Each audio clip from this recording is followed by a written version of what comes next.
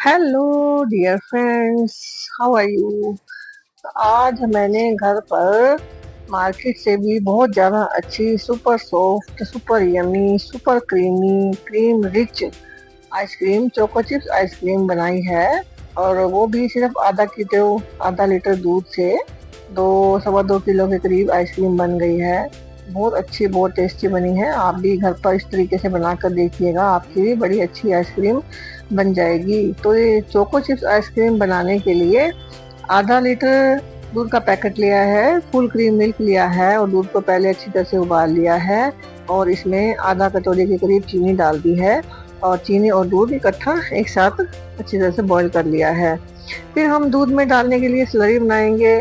थोड़े से ठंडा ठंडा दूध लिया है कटोरी, इसमें 2 चम्मच कॉर्नफ्लावर डाला है और 3 चम्मच कोको पाउडर डाला है। कोको पाउडर सबके पास होता ही है घर में।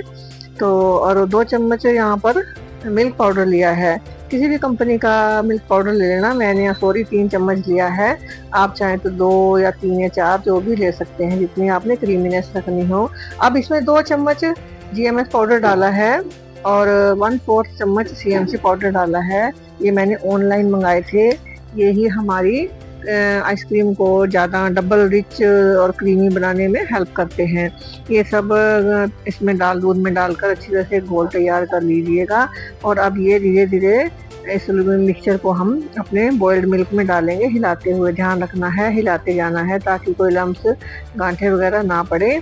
और अगर पड़ भी जाए तब भी कोई बात नहीं, क्योंकि हम ब्लेंड तो हमने बाद में करेंगे, बीट करेंगे तो सब डिज़ोल्व हो जाती हैं। अभी देखिए हमने सारा अपना स्लरी अपने दूध में डाल दिया है और इस दूध को लगातार हिलाते हुए 4-5 मिनट के लिए पका लेंगे, जब तक गाढ़ा हो जाए। ये पता चल जाता है हमारा दूध अब गाढ़ा हो गया है, बस उस स्टेज तक हमें पकाना है। अब ये देखिए हमारा दूध पकते हुए करीब 5 मिनट हो चुका है और ये गाढ़ा हो गया है। और बस कंडीशन ये है कि इसको लगातार चलाते रहना है, बीच में रोकना नहीं है, क्योंकि बीच में लग गया नीचे दूध तो जली हुई स्मेल आती है और किसी को अच्छी भी नहीं लगी, सारा मेहनत बेकार जाएगी। अब ये हमारा दूध गाढ़ा हो गया है और अब इसको मैं पंखे के नीचे बैठकर ठंडा कर रही हूँ। और ठंडा करते टाइम भी लगातार हमने हिलाते ही जाना है, क्योंकि फिर मलाई आ जाती है मोटी सी, वो भी अच्छी नहीं लगती। अभी हिलाते हुए लगातार हमारा दूध ठंडा हो गया है। इसको मैं जमने के लिए सेट करने के लिए फ्रीजर में रख दूंगी। और एक प्लास्टिक का कंटेनर लिया है। कंटेनर आप कोई भी शेप का ले सकते हैं, मेरे पास जो अवेलेबल था उसमें मैंने आइसक्रीम डालकर सेट होने के लिए 8 घंटे के लिए रख दी है।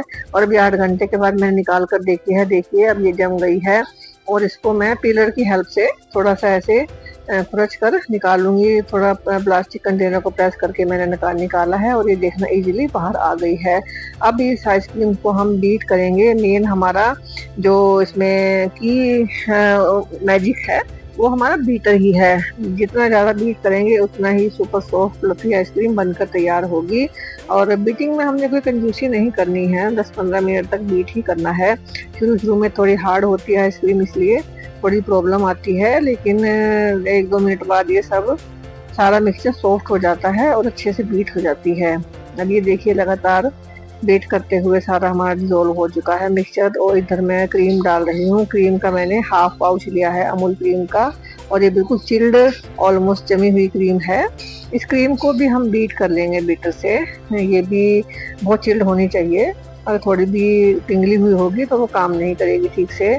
अब इस क्रीम में, बीट की क्रीम में मैं 2.5 चम्मच के करीब मैंने इसमें चॉकलेट पाउडर डाला है। ड्रिंकिंग चॉकलेट होता है ना, तो वो डाला है। आप चाहें तो हर्षेज का सिरप आता है 10 रुपए का पैकेट, वो भी डाल सकते हैं और मेल्ट चॉकलेट भी डाल सकते हैं।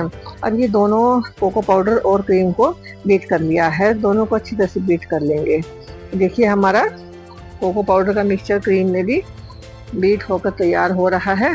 अब ये हमारा जो बीट किया हुआ मिक्सचर है हम अपने दूध के मिक्सचर में डाल देंगे और फिर सारे मिक्सचर को एक साथ इकट्ठा बीट करेंगे।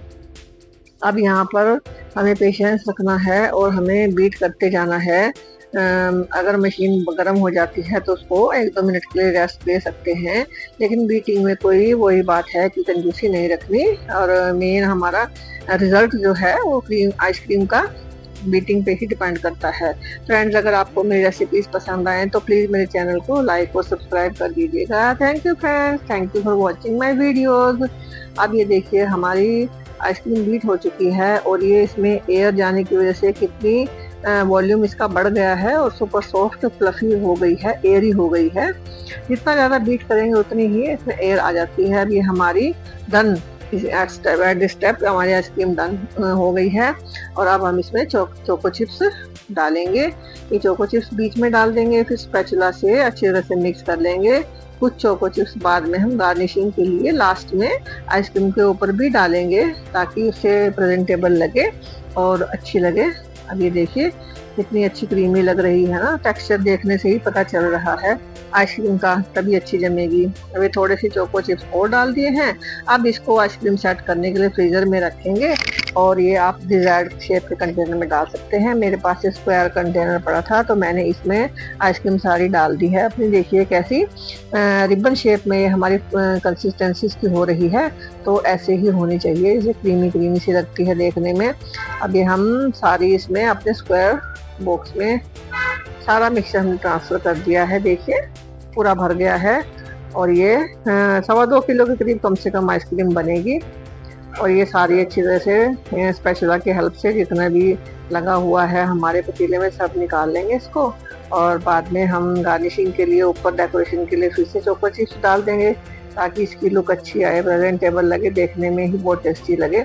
ये इतनी टेस्टी इतनी यम्मी बनी कि जिसने भी खाई बस यही कहा कि नहीं तुमने नहीं बनाई, ये तो मार्केट से लाई हो। और मुझे खुद नहीं यकीन हुआ कि इतनी अच्छी आइसक्रीम बनी है। अभी थोड़ा सा मैंने ये सिरप डाल दिया, हर्षेस का चॉकलेट सिरप, इससे भी और अच्छा चॉकलेट चॉकलेटी हो जाएगी। अब ये देखना स्कूप आउट कर लिए हैं और ये इसके इतने बढ़िया वंडरफुल मज़ेदार, देखते ही बस खाने का मन करता है। इतने अच्छे अच्छे आइसक्रीम के स्कूप तैयार हो गए हैं, ऊपर से भी थोड़ा सा सिरप डाल। Thank you friend, thank you.